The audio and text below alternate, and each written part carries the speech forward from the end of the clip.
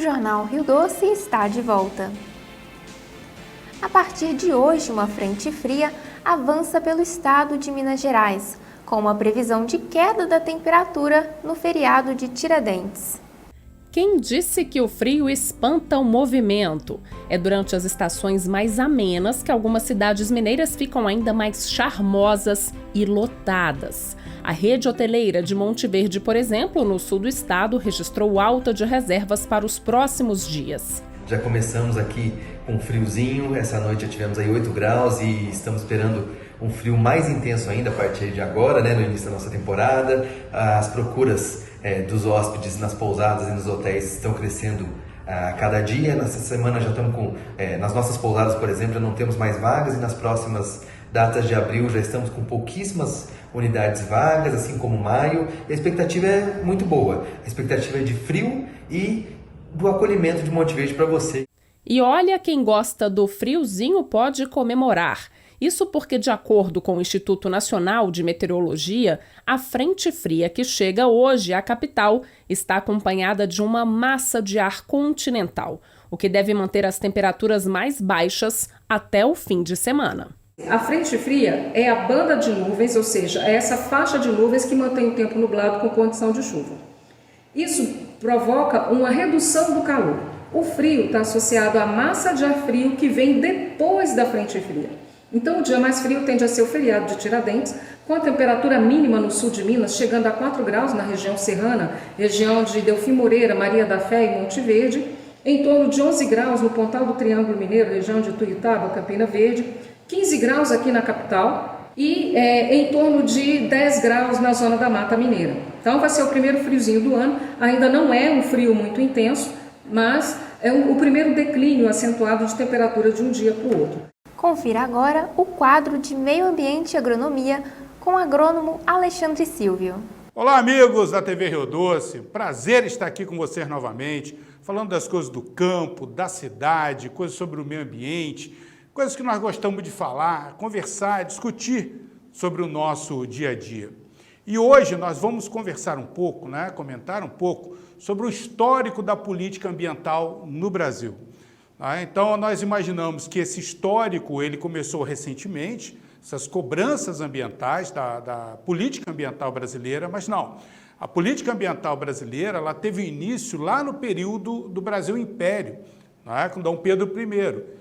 Ele criou algumas leis para a proteção da Mata Atlântica.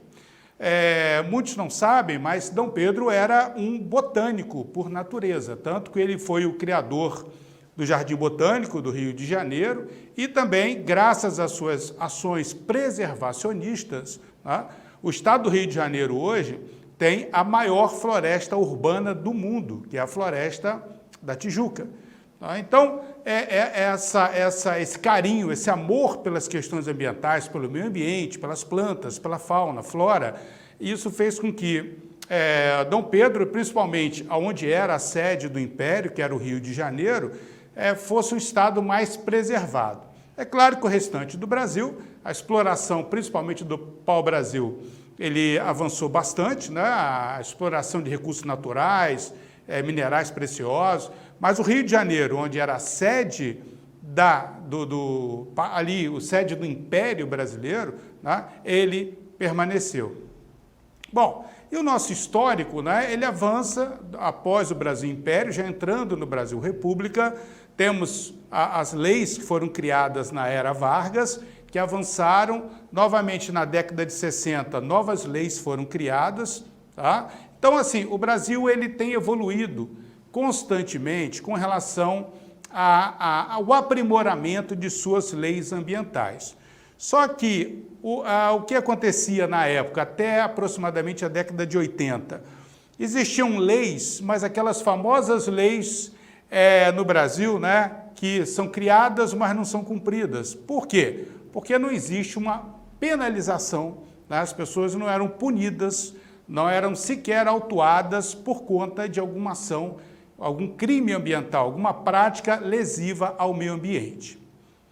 E a partir da década de 80, tivemos a criação da Política Nacional do Meio Ambiente.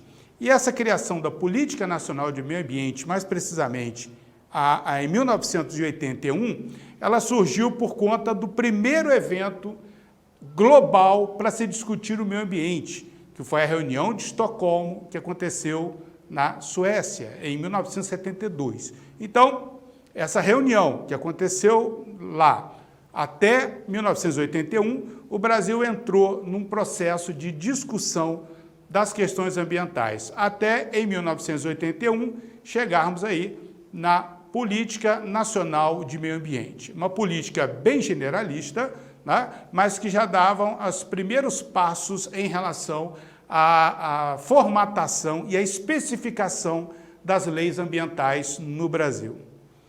E a partir dessa política ambiental, criada em 1981, o próximo grande passo que surgiu, claro que com a evolução de toda a discussão, foi exatamente na nossa Constituinte de 1988, em que hoje tem um capítulo específico para citar as questões do meio ambiente. E isso é muito importante quando falamos em questões legais.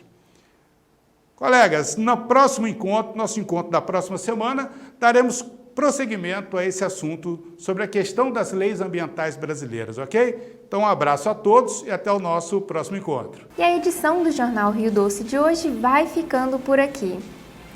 Uma boa noite para você e até amanhã.